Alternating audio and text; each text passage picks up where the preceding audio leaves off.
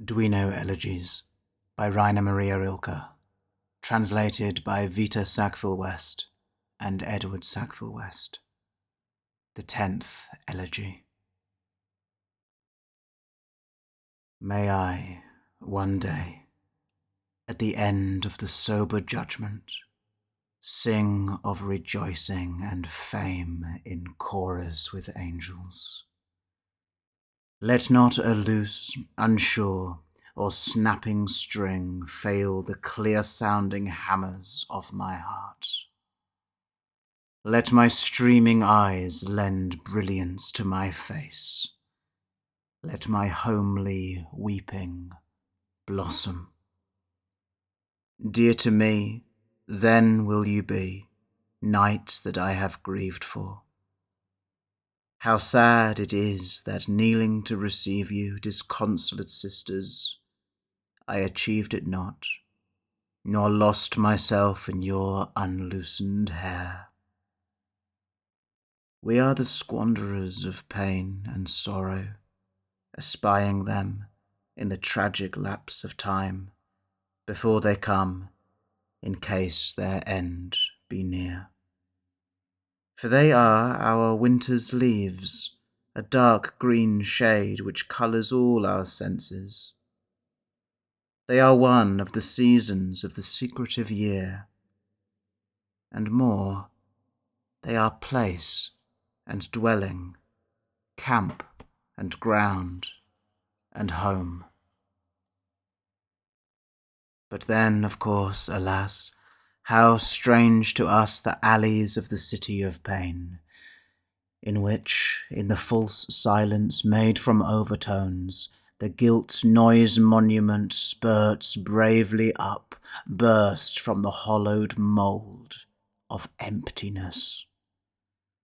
How trackless might an angel trample down that city's market of comfort, bounded by the church she bought, neat, ready-made and clean, shut up and disappointed, looking like a post office on Sunday.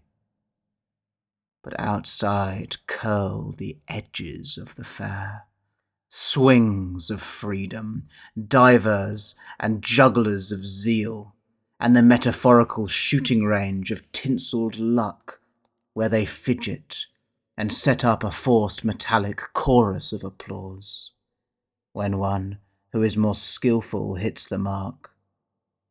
Thus he reels on, from applause to hazard, for booths of every curiosity claim him, roll drums and cry up their wares. But elder ones especially may see how gold organically feeds itself, not only for the pleasure of it, but the sex of money, the whole of it, the fact which educates and carries on the game. Then, just out there, behind the final fence, struck over with the placards of the deathless, that bitter beer, which tastes sweet to the drinkers, if only they eat fresh distractions with it. Behind that board appears the truly real.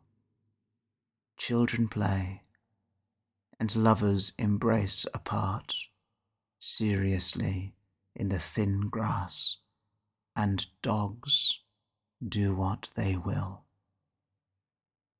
Still further is the youth drawn on. Perhaps he loves a young lament. Following her, he comes into the meadows. She says, "It is far. We live right out there." Where? But the youth still follows her. Her look moves him, her shoulder and her throat. Perhaps she comes of a great race. Then he leaves her, turns him once more away, and waves to her. Why? She is a plaint. Only those who die young in the first mode of their timeless peace follow, loving her who weans them from it. Girls she awaits and befriends, and shows to them quietly what she carries, pearls of grief, suffering's delicately woven veil. With youths she walks in silence. Over there, in the valley, where they live, an elder plaint takes an interest in the youth, and says when he asks her, "We were a great race once, we plaints. Our fathers worked the mine up there in the great mountain. Often still you may find among men a piece of original pain, cut and polished, or from dead volcano the petrified dross of anger. Yes, that came from over there.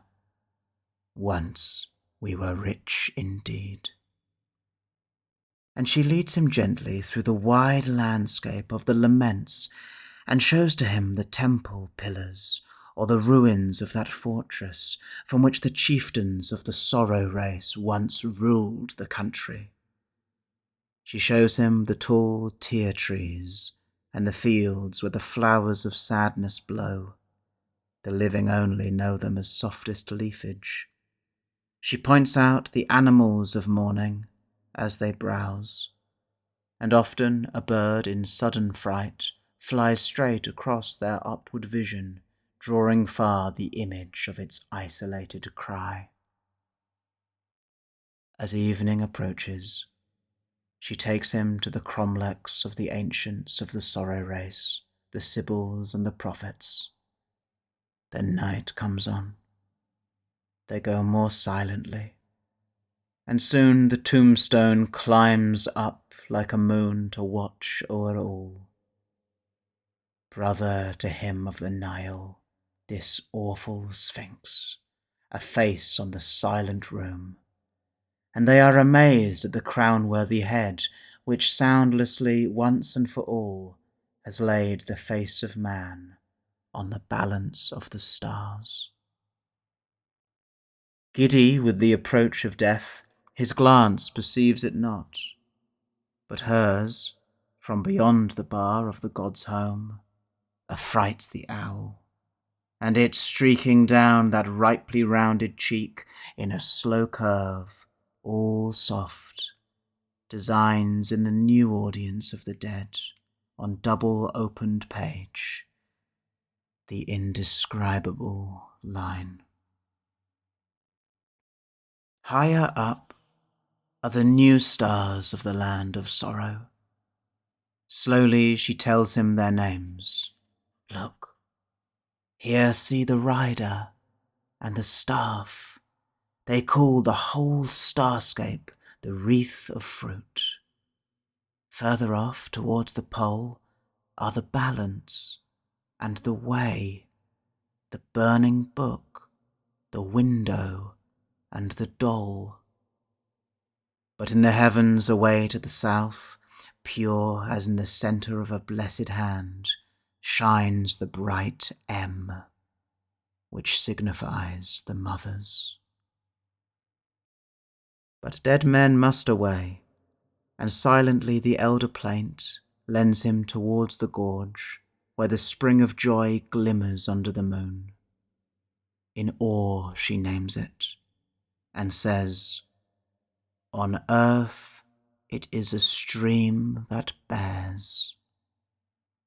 At the mountain's foot they pause, and there she takes him in her arms and weeps. Once more alone, he climbs away into the mountains of original pain, nor once does his footstep sound from out that toneless fate. But the irrevocable dead awoke for us a symbol. See, they have pointed out to us the catkins on the naked hazel, or shown us in the rain which falls on dark earth in the early year. And we, who think always of a happiness ascending, would be by our emotion quite undone if one should fall.